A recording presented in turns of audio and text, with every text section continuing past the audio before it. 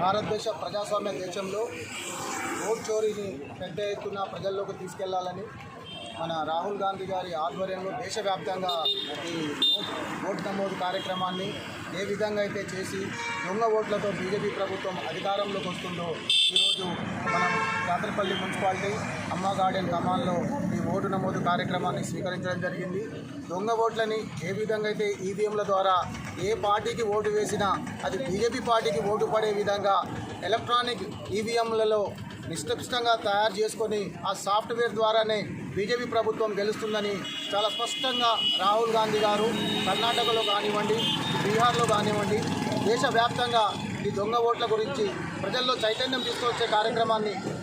తెలియజేయడం జరిగింది. ఆ క్రమంలో మన పీసీసీ ఏదైతే ఆదేశాలు ఇచ్చిందో మా చెన్నూరు నియోజకవర్గం మినిస్టర్ గారు వివేక్ వెంకటస్వామి గారు, అదే పెద్దపల్లి పార్లమెంట్ సభ్యులు వంశీబాబు గారి ఆధ్వర్యంలో వాళ్ళ సూచనల మేరకు ఈరోజు పెద్ద ఎత్తున కాతరపల్లిలోని 22 వార్డులలో ప్రతి గడప గడపకు వెళ్ళి ఓటర్లను చైతన్యవంతం చేసి రాబోయే రోజుల్లో ఎలక్షన్ కమిషన్ నిష్పష్టంగా ట్రాన్స్పరెన్సీగా ఎలక్షన్స్ నిర్వహించాలని ఈ సందర్భంగా కోరుతున్నాను. ఎందుకంటే ఎలక్షన్ కమిషన్ భారతదేశ ప్రభుత్వం ఏదైతే ఉందో మోడీ ప్రభుత్వానికి వంతు పాడుతూ ఎక్కడ ఎలక్షన్లు జరిగినా బీజేపీకే ఓటు పడే విధంగా ఏదైతే యంత్రాలని తయారు చేసిరో వాటన్నిటిని తీసి మళ్ళీ మనం బ్యాలెట్ పేపర్ల ద్వారా ఎలక్షన్ జరిగితేనే నిష్పక్షపాతంగా ఎలక్షన్స్ జరుగుతాయని ప్రజలు నమ్ముతున్నారు. కాబట్టి ఈవీఎంలకు మంగళం పాడి ఏదైతే రాహుల్ గాంధీ గారి పిలుపు మేరకు దొంగ ఓట్లను మొత్తం తొలగించి అదేవిధంగా బీహార్లో ఎలక్షన్స్ కూడా ట్రాన్స్పరెన్సీగా జరగాలని ఈ సందర్భంగా పిలుపునిస్తూ ఈ అవకాశం ఇచ్చిన అందరికీ ధన్యవాదాలు. ఏఐసిసి ఆదేశాల మేరకు టీపీసీసీ పిలుపు మేరకు గౌరవ మంత్రివర్యులు డాక్టర్ వివేక్ వెంకటస్వామి గారు,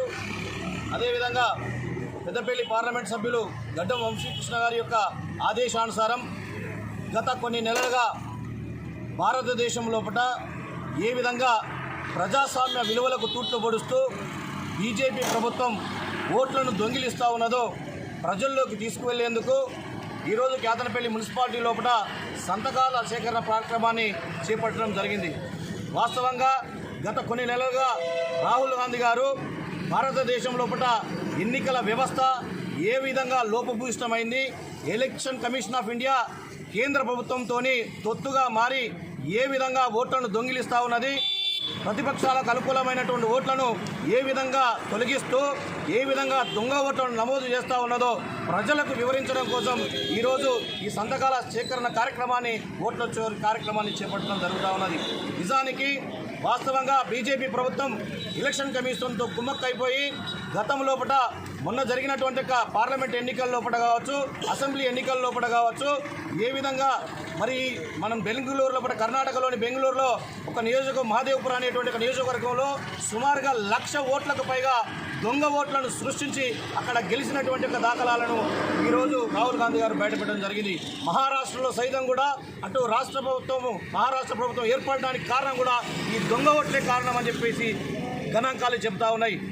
ఇప్పుడు జరగబోయేటువంటి బీహార్ ఎన్నికల లోపల కూడా ఈ విధంగా ప్రతిపక్షాలకు సంబంధించిన ఓట్లను, అనుకూలమైనటువంటి ఓట్లను తొలగించేసి దొంగ ఓట్లను సృష్టించి ఇలా గెలవబోతూ ఉన్నదని చెప్పేసి రాహుల్ గాంధీ గారు పాదయాత్ర కూడా అక్కడ చేపట్టడం జరిగింది. కాబట్టి ప్రజలంతా కూడా గమనించండి. ఈరోజు రాష్ట్రంలో కావచ్చు, ఎంపీ సీట్లు గెలవడానికి కావచ్చు, కేంద్రంలో ఏర్పడినటువంటి ఒక బీజేపీ ప్రభుత్వం కేవలం దొంగ ఓట్లను సృష్టించుకొని గెలిచిందే తప్పితే పారదర్శకమైనటువంటి ఒక ఓట్లతో ఇలా గెలవలేదనేటువంటి విషయాన్ని మీకు తెలియజేస్తా ఉన్నాం. ఈవీఎంలు కావచ్చు, తర్వాత ఎన్నికల ఓటర్ డిజిటల్ లిస్టు కావచ్చు, అన్నీ కూడా ప్రజలకు అనుసంధానంగా వచ్చేటట్టు ప్రజలు ఆన్లైన్లో చూసుకునేటువంటి ఒక విధంగా ప్రభుత్వం ఎన్నికల కమిషన్ ఆఫ్ ఇండియా కూడా తీసుకురావాలని చెప్పేసి నేను కోరుతా ఉన్నాను.